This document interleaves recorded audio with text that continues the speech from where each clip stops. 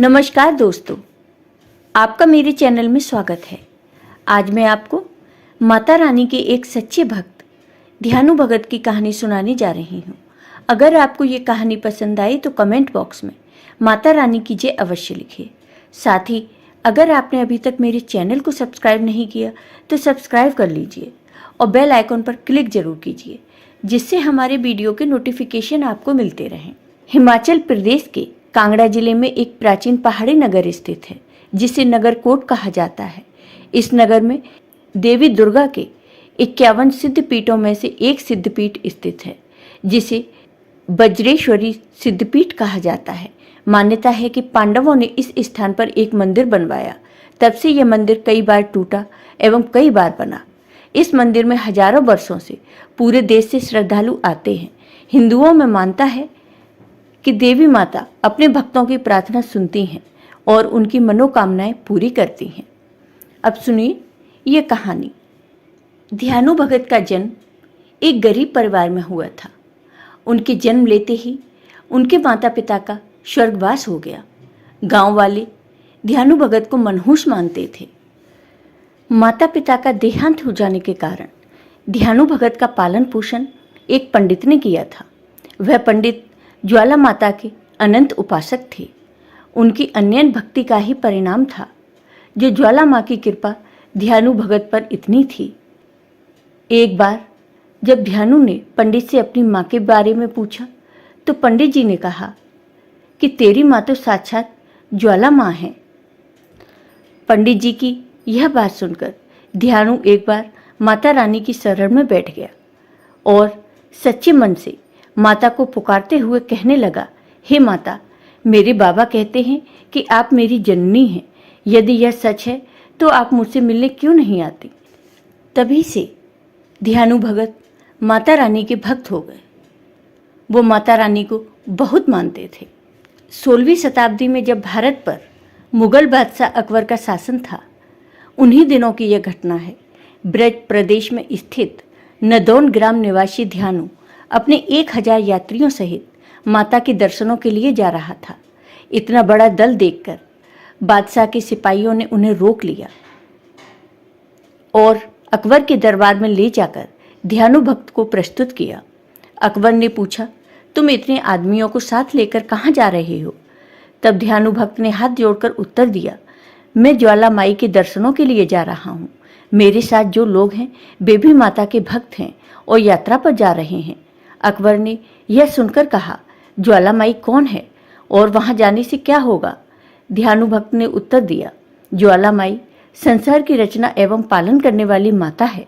वे भक्तों द्वारा सच्चे हृदय से की गई प्रार्थनाएं स्वीकार करती हैं तथा उनकी मनोकामनाएं पूरी करती हैं।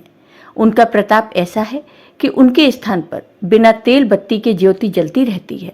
हम लोग प्रतिवर्ष उनके दर्शन करने जाते हैं। तब अकबर बोला, तुम्हारी ज्वाला माई इतनी ताकतवर है कि तुम्हारी सब मनोकामनाएं पूरी कर सकती हैं। इस बात का विश्वास हमें कैसे होगा? यदि कोई चमत्कार दिखाओ तो हम भी मान लेंगे। ध्यानु ने विनम्रता से उत्तर दिया, मैं तो माता का एक तुच्छ सेवक हूँ, मैं भला क्या चमत्कार दिखा सकता हूँ? अकबर ने कहा, तुम्हें इम्तिहान तो देना ही पड़ेगा। हम तुम्हारे घोड़े की गर्दन अलग किए देते हैं। तुम अपनी देवी से कहकर उसे दोबारा जिंदा करवा लेना। इस प्रकार घोड़े की गर्दन काट दी गई। ध्यानु भक्त ने मुक्ति का कोई उपाय न देखकर बादशाह से कहा, वह देवी माँ के पास जाकर अपनी प्रार्थना करेगा कि घोड़े को जीवित कर दे। आप 1 माह की अवधि तक मेरे घोड़े के सिर एवं धड़ को सुरक्षित रखने की व्यवस्था करें। अकबर ने ध्यानु भक्त की बात मान ली और उसे यात्रा जारी रखने की अनुमति दे दी। बादशाह से विदा लेकर ध्यानु भक्त अपने साथियों सहित माता के दरबार में उपस्थित हुआ। स्नान पूजन आदि के बाद उसने रात भर जागरण किया। प्रातःकाल आरती के समय ध्यानु ने हाथ जोड़कर देवी से प्रार्थना की कि बादशाह मेरी भक्ति की परीक्षा ले रहा है, मेरी लाज रखो, मेरे घोड़े को अपनी कृपा से जीवित करो, अन्यथा मैं भी अपना सर काटकर आपके चरणों में अर्पित कर दूंगा। जब देवी ने कोई उत्तर नहीं दिया तो ध्यानु ने अपनी तलवार से अपना शीश काटकर देवी को भेंट कर दिया।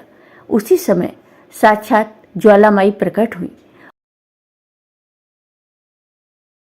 और ध्यानु भक्त का सिर पुनः उसके धड़ से जुड़ गया और वह जीवित हो गया। तब माता ने भक्त से कहा कि तेरे घोड़े का सिर भी धड़ से जुड़ गया है, तू कोई और वर मांग। ध्यानु भक्त ने माता के चरणों में शीश झुकाकर कहा, हे माता जगदम्बे, आप सर्वशक्तिमान हैं, किंतु अपने भक्तों की इतनी कठिन परीक्षा न लिया करें। सारे संसारी मनुष्य आपको शीश काटकर भेंट नहीं चढ़ा सकते। कृपा करके साधारण भेंट से ही अपने भक्तों की मनोकामनाएं पूर्ण किया करें। तब देवी माता ने कहा, अब से मैं केवल नारियल की भेंट एवं सच्चे हृदय से की गई प्रार्थना से ही मनोकामना पूर्ण करूंगी। यह कहकर माता अंतर्ध्यान हो गई। उधर अकबर के सेवकों ने उसे बताया कि ध्यानु का घोड़ा अचानक ही फिर से जीवित हो उठा है, किंतु अकबर को अब भी उनकी बात पर विश्वास नहीं हुआ। उसने अपने सिपाहियों को आदेश दिया कि वे माता ज्वाला देवी के मंदिर में निकल रही ज्योति पर लोहे के तवे रखवा दें। ऐसा ही किया गया, किंतु जब इस पर भी अग्नि नहीं बुझी तो अकबर ने पहाड़ों से निकल रहे एक झरने के पानी को एक नहर के माध्यम से मंदिर पर डलवाया। इस पर भी मंदिर की ज्योति नहीं बुझी। तब अकबर ने स्वयं ज्वाला देवी के मंदिर जाने का निर्णय लिया। वह सोने का छत्र बनवाकर देवी के लिए ले गया। जब अकबर ने यह छत्र देवी को अर्पित करना चाहा तो अकबर के हाथों से गिरकर वह छत्र टूट गया तथा सोने की बजाय किसी और धातु का बन गया। यह धातु न तो पीतल थी, न सोना थी, न चांदी थी, न तांबा थी और न लोहा। यह पता नहीं लगाया जा सका कि छत्र के टुकड़े किस धातु में बदल गए। अकबर समझ गया कि देवी ने उसकी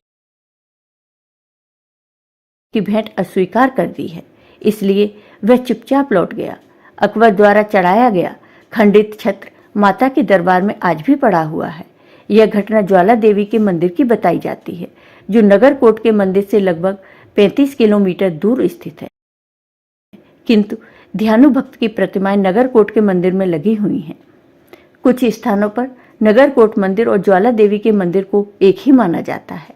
अतः हो सकता है कि ध्यानु भक्त देवी को शीश अर्पित करने की घटना नगरकोट वाले मंदिर में ही हुई हो। बाद में इस मंदिर से ज्वाला देवी की ज्योति विलीन हो गई हो और यहाँ से 35 किलोमीटर दूर ज्वाला देवी के मंदिर में प्रकट हुई हो। जय हो माता रानी। आपको ये वीडियो पसंद आया हो तो कमेंट बॉक्स में कमेंट करके जरूर बताइए। साथ ही मेरे वीडियो को ज़्यादा से ज़्यादा शेयर करिए। धन्यवाद।